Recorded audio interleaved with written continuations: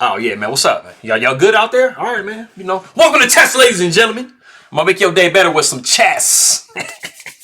Fear not, I got you. So I went ahead and grabbed. I went back a little ways. I got a Title Tuesday game between Abhijeet, Gupta, and Wesley So. This is for all the marbles. No, it's not for all the marbles. It's just round 9. But I did go ahead and grab this game for you guys. So all my people coming from the Philippines, I will say Meron Salamat. Anybody who is coming from India, I will say Namaste, Dhanyavada. I appreciate you guys very much for stopping by, man. But if you guys are ready to go, let's take a look and see what we got for this game, son. All right, man, so we got the move D4, one of the best by tests. Knight to F6, controlling some center. You know, E4, D5. We got some knight to F3, we got D5. So we kind of have somewhat of a symmetrical situation going on with both sides. But, you know, we got white playing bishop to F4. It's not the London. Nah, I mean, the London's not nothing to be scared of. So don't be scared out there for you guys that face the London. It's just a chess opening, bro. But we do have the famous London now. We got the move C5. You know, you can't go E5 in this position right here. So, I mean, you want to try to break down what white has going on. So definitely C5 is on the menu. We do see E3. We got knight to C6. We do see knight B to D2. And we do have queen to B6. Any of you guys who play the French advanced variation, this is going to be something that will look familiar to you. It's the same similar kind of setup. We got knight to C6 and then queen here, and we are putting a massive amount of pressure on the D4 point. We're also hitting the pawn on B2. So two of the things about this situation. When you are early in the opening and you make that bishop move either to, like, let's say F4 or F5, you know, yes, you are getting your bishop outside your pawn chain, you know, with how we see it here. But one of the things it does leave behind is either the B7 pawn or the B2 pawn. So that's definitely something that can either be poisoned or maybe you can, you know, lose the pawn completely altogether. We do actually see pawn taking C5 in this position, and then the queen does take on B2. And at the moment, it is just a fair exchange. You know, you've managed to grab a pawn in the center, and black has managed to grab one of your wing pawns. So, I mean, you're still good to go. We do see rook over to B1 attacking the queen. The queen does go up to C3. We do see bishop to B5, and we actually see the move E6 in this position right here. And that might look kind of strange to some of you, because if we back up, you're like, wait a minute, the queen is on C3. Isn't that like eyeing the C5 square? Well, it is actually an option to take on C5, but I'm going to show you why it's not as desirable for you to do that. After we see queen taking C5, you would be looking at castles by white. And one of the issues that you do have if you are black is, yes, you have grabbed a pawn, but look at your pieces on your side of the board. You haven't really developed any of your pieces, and your king is still stuck in the center of the board. Your knight is pinned down. White is ready to go. White is basically like, hey, bro, I gave up my pawn. I got a lead in development. So, I mean, I'm about to start crushing you on all fronts. So that is definitely one of the issues that you have. So that is why we see the move E6. We see castles by white, and then we actually see bishop to E7. And that is more or less the same reason why you do not see bishop taking C5. It might look desirable because you're like, hey, man, I'm going to take it with tempo. But after we see bishop taking C5, you would be looking at bishop to E5, queen going back to A5, and then the move C4. And C4 specifically is supposed to hold this bishop down so that we can successfully make this knight to B3 move and give us a nice little fork. So you see that even though you are grabbing a little bit of material, you are losing the development game. So you definitely have to be careful with that because all material is not created equal. Like I said, we did see bishop to E7. We see the move E4, and you have similar issues in this position here. You don't want to go capturing and all that stuff like that because you are very behind in development as black. So we just see castles by black. We see the move E5 because now you have to do something with that E4 pawn because it's on pre. We got knight going back to D7, and then we do see rook going to B3 attacking the queen. What you want to do, homie? We got queen going back to A5, and then we actually see the novelty of the game, which is bishop to D3. This is never a bad diagonal to be on if you are white. You notice when you guys play positions where you push the E5 pawn or the E pawn to E5 and you have displaced this knight, there is always ideas of the Greek gif bishop sacrifice, ending in a checkmating situation with the knight to g5 and queen here. So Wesley So is just like, hey man, I understand that I'm not super defended over there, so let me just go ahead and go the move g6.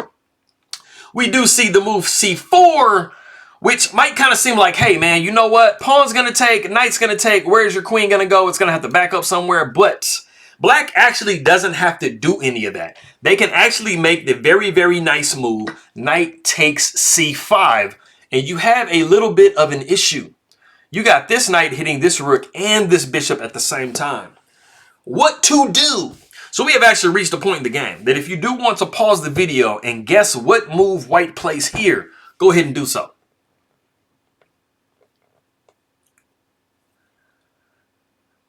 All right, yeah, man. It seems kind of dire. I ain't gonna lie to you. You're probably looking like, man, my rook is hit. I mean, you really want to move your rook, right? But where do you move your rook to? There's actually this is definitely a little bit of a worse position for white to be in, but there is actually a move that you can play that somewhat kind of gets you out of trouble a little bit. And that move is what Gupta does fine, and that is rook to b5. Now, you actually, in this position, do have queen takes a2. You do have to be careful when you just start grabbing pawns, usually when you have a queen. But this pawn is actually takeable because you do not have a way to trap the queen. But we actually see Wesley So go back to c7 in this position instead of grabbing extra material.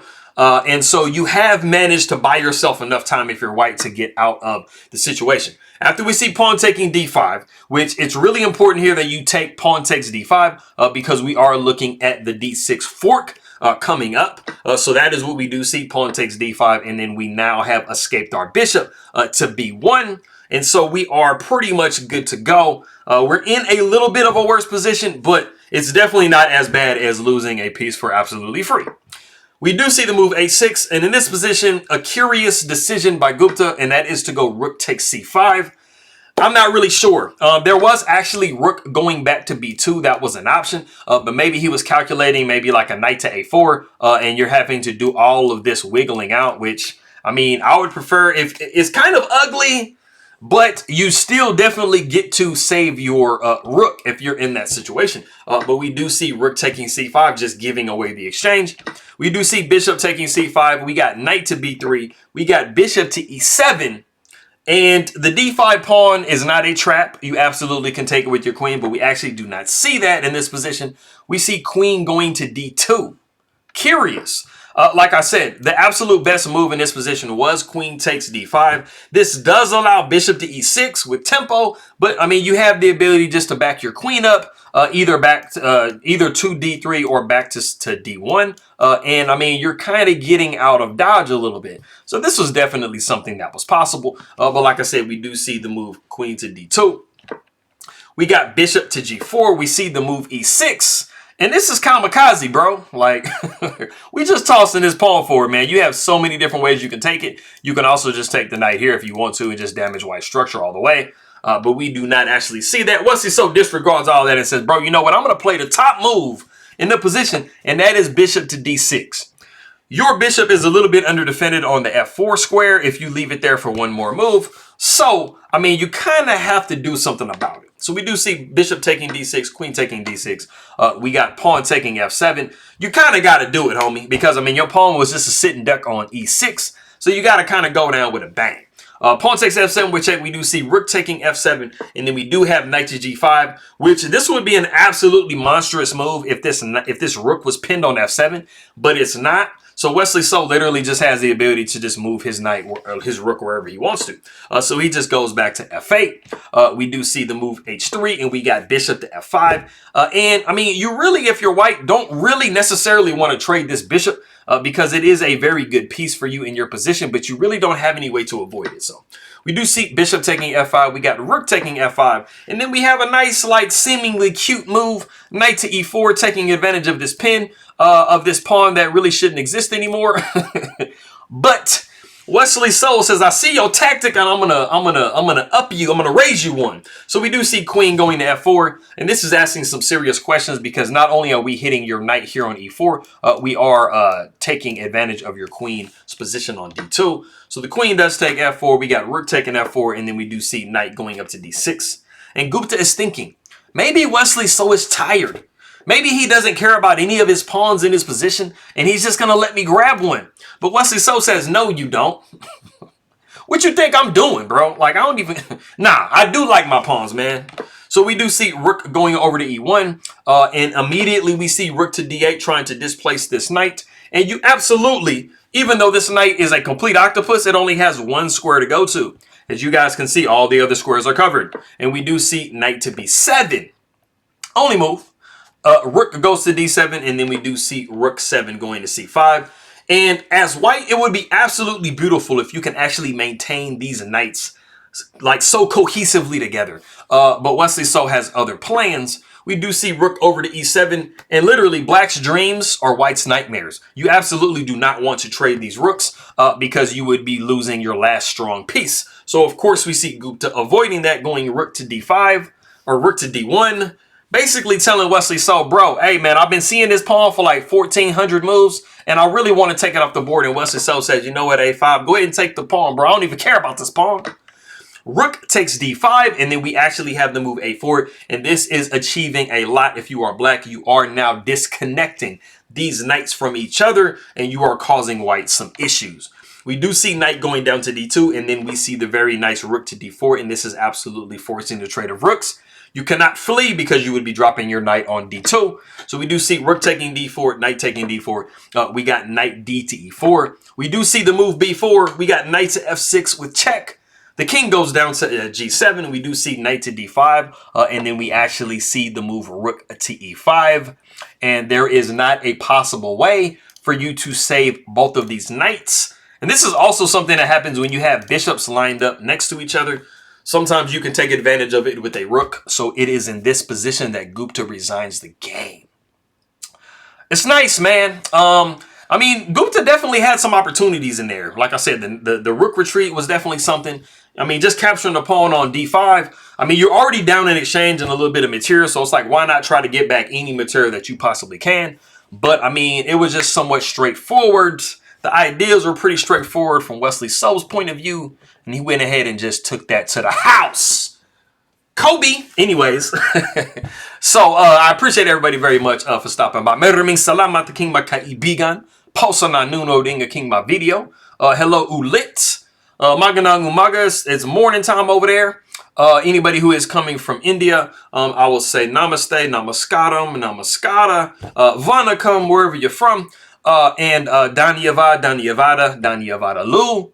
Nandri Nandi, and I'm see everybody next time.